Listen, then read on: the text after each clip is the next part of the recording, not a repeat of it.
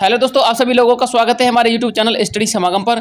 देखिए साथियों, आज के इस वीडियो में हम चर्चा करने वाले हैं राजस्थान संविदा कर्मचारी परमानेंट 2023 के विषय में। देखिए दोस्तों, आज के इस वीडियो में मैं आपके क्वेश्चंस के अकॉर्डिंग जवाब लेके आया हूं। अगर आपको लगे कि आपके क्वेश्चंस के अकॉर्डिंग ये वीडियो बनाया गया है तो प्लीज़ यार वीडियो को लाइक जरूर करना और अपने दोस्तों के साथ इस वीडियो को शेयर करना और हमारे इस चैनल को सब्सक्राइब करके हमारे इस चैनल का हिस्सा बन जाना। देखिए साथियों, आज के इस वीडियो में मैं क्या क्या चर्चा करूंगा पहले तो वो आप समझ लीजिए।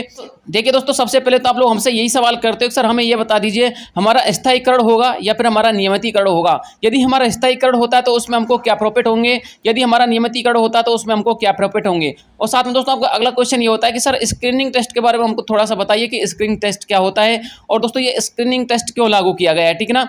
इसके साथ साथ दोस्तों आपके बहुत सारे सवालों का जवाब आपको इस वीडियो में देखने को मिलेगा। इसलिए साथियों आप लोगों से निवेदन करना चाहूंगा, यदि संविदा कर्मचारी से संबंधित आपको पल पल की अपडेट चाहिए तो हमारे इस चैनल को सब्सक्राइब करके हमारे इस चैनल का हिस्सा बन जाइएगा। देखिए साथियों, आपको संविदा कर्मचारी से संबंधित एक एक अपडेट इस चैनल के माध्यम से देखने को मिल जाएगी। तो चलिए साथियों वीडियो को स्टार्ट करते हैं और सबसे पहले हम चर्चा करते हैं साथियों समिति के गठन के ऊपर। आपको पता होगा जो कार्मिक विभाग है ना साथियों, उसने अधिसूचना जारी करके समिति का गठन किया था। लेकिन साथियों ये समिति का गठन कब किया गया था, मैं आपको बता देता हूं। जुलाई के महीने में। कब? जुलाई के महीने में एक नोटिस जारी किया था कार्मिक विभाग ने। उसमें दोस्तों आपके नियमितीकरण को लेकर के और स्क्रीनिंग टेस्ट के बारे में कुछ अपडेट आई थी। साथ में दोस्तों उसमें आपको आईएएस पैटर्न देखने को मिला था। क्या? आईएएस पैटर्न देखने को मिला था। उसमें आईएएस पैटर्न क्या था, स्क्रीनिंग टेस्ट के बारे में क्या डिटेल दिया गया था, वो मैं आपको बता दूंगा। वो अपडेट भी दे दूंगा और वो नोटिफिकेशन भी दिखा दूंगा, ठीक है ना।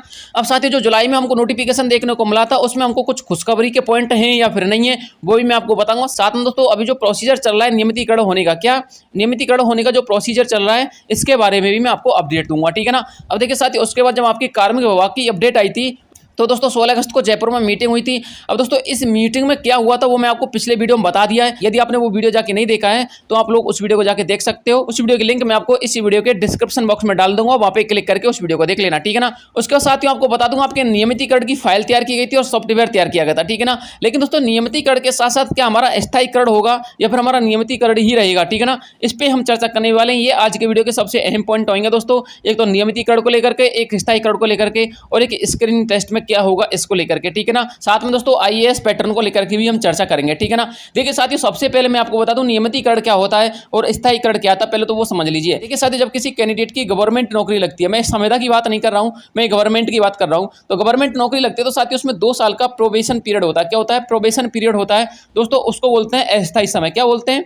अस्थायी समय बोलते हैं, ठीक है ना। लेकिन साथियों जैसे ही उसका प्रोबेशन पीरियड खत्म हो जाता है तो साथियों उसका स्थायीकरण हो जाता है, ठीक है ना। आप समझ गए होंगे दोस्तों स्थायीकरण किसका होता है। स्थायीकरण होता है दोस्तों गवर्नमेंट सर्वेंट का, ठीक है ना। स्थायीकरण दोस्तों संविदा कर्मचारी का नहीं होता है। स्थायीकरण की प्रोसेस दोस्तों गवर्नमेंट सर्वेंट के लिए लागू होती है। जैसे दोस्तों गवर्नमेंट सर्वेंट का स्थायीकरण किया जाता है तो दोस्तों स्थायीकरण हो जाने के बाद उसको सारे के सारे फंड मिलने लगते हैं, महंगाई भत्ता, उपादान, पेंशन या फिर आपके जितने भी फंड होते हैं सारे के सारे फंड उस स्थायीकरण की प्रोसेस को लागू होने के बाद गवर्नमेंट कर्मचारी को मिलने लगते हैं, ठीक है ना। साथ में दोस्तों स्थायीकरण होने के बाद उसका जो डिपार्टमेंट में प्रमोशन का सिस्टम होता है वो उस पर लागू हो जाता है। यानी कि प्रमोशन की प्रक्रिया जो अपने पदोन्नति की प्रक्रिया होती है वो उसके लिए लागू हो जाती है स्थायीकरण होने के बाद, ठीक है ना। अब ये तो आपको कंप्लीट हो गया होगा कि स्थायीकरण होता है दोस्तों गवर्नमेंट सर्वेंट का, ठीक है। अब हम बात करते हैं साथियों दूसरी तरफ नियमितीकरण की। तो साथियों यदि हम नियमितीकरण की बात करें तो नियमितीकरण होता है साथियों संविदा कर्मचारी का। किसका?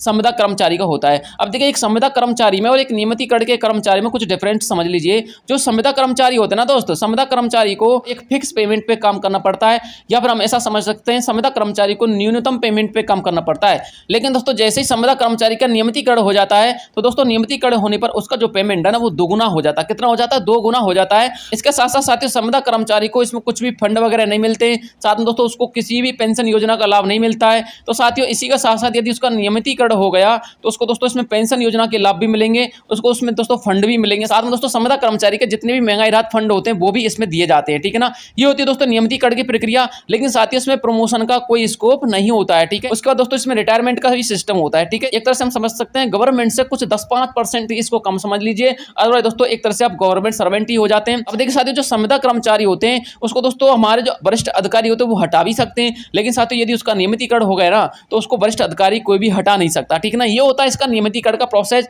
अब आपको दोस्तों समझ में आ गया होगा कि नियमितीकरण क्या होता है और दोस्तों स्थायीकरण क्या होता है और नियमितीकरण किसका होता है और स्थायीकरण किसका होता है, ठीक है ना। अब साथियों हम बात करते हैं अपने स्क्रीनिंग टेस्ट की। किसकी? स्क्रीनिंग टेस्ट की बात करते हैं कि स्क्रीनिंग टेस्ट में क्या होगा। जब आपके जुलाई के मंथ में कार्मिक विभाग ने अपडेट दी थी या फिर नोटिस जारी किया था स्क्रीनिंग स्क्रीनिंग टेस्ट को लेकर के और नियमितीकरण को लेकर के। तो दोस्तों उसमें बताया था कि स्क्रीनिंग टेस्ट होगा आज के बाद जितने भी संविदा कर्मचारी होंगे उनका स्क्रीनिंग टेस्ट होगा, और जो हमारे भूतपूर्व संविदा कर्मचारी है ना जिनका नियमितीकरण किया जाना है उनका भी स्क्रीनिंग टेस्ट होगा। और दोस्तों स्क्रीनिंग टेस्ट में क्या होगा, स्क्रीनिंग टेस्ट में दोस्तों आपकी कार्य अवधि देखी जाएगी, आपका कौशल देखा जाएगा, आपकी दोस्तों कार्य करने की क्षमता देखी जाएगी, साथ में दोस्तों आपकी एबिलिटी क्वालिटी सब चीज देखी जाएगी। स्क्रीनिंग टेस्ट में साथियों आपको यह भी देखा जाएगा कि आप कितने पीरियड से काम कर रहे हैं। साथ में दोस्तों स्क्रीनिंग टेस्ट जो होगा ना वो एक कमेटी करेगी, और कमेटी में दोस्तों कौन कौन से कैंडिडेट शामिल होंगे उसके बारे में भी उस नोटिफिकेशन में अपडेट दिया हुआ है। पहले तो दोस्तों मैं आपको वो नोटिफिकेशन दिखा देता हूं, उसके बाद साथियों हम चर्चा करेंगे अगले पॉइंटों पे, ठीक है ना। देखिए साथियों ये नोटिफिकेशन आपको दिखाई दे रहा होगा, संविदा कर्मचारियों के संबंध में आया था, एक अधिसूचना जारी हुई थी, ये कार्मिक विभाग ने अधिसूचना जारी की थी। यहाँ पर आप देख सकते हैं साथियों 26 जुलाई 2023 को ये नोटिफिकेशन आया था।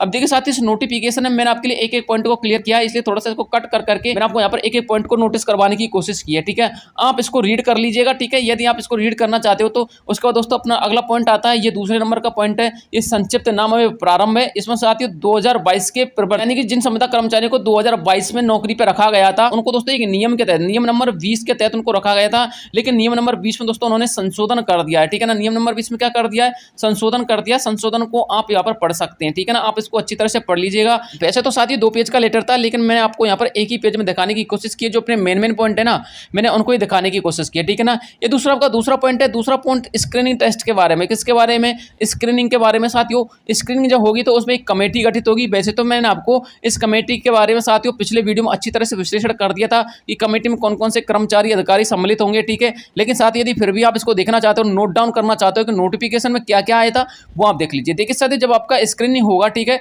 दोस्तों, स्क्रीनिंग में ये आपके प्रशासनिक अधिकारी होंगे। सबसे पहला जो प्रशासनिक अधिकारी होगा दोस्तों वो होगा प्रशासनिक विभाग का अतिरिक्त मुख्य सचिव, ठीक है ना, जिसको हम प्रमुख सचिव भी कह सकते हैं, ठीक है।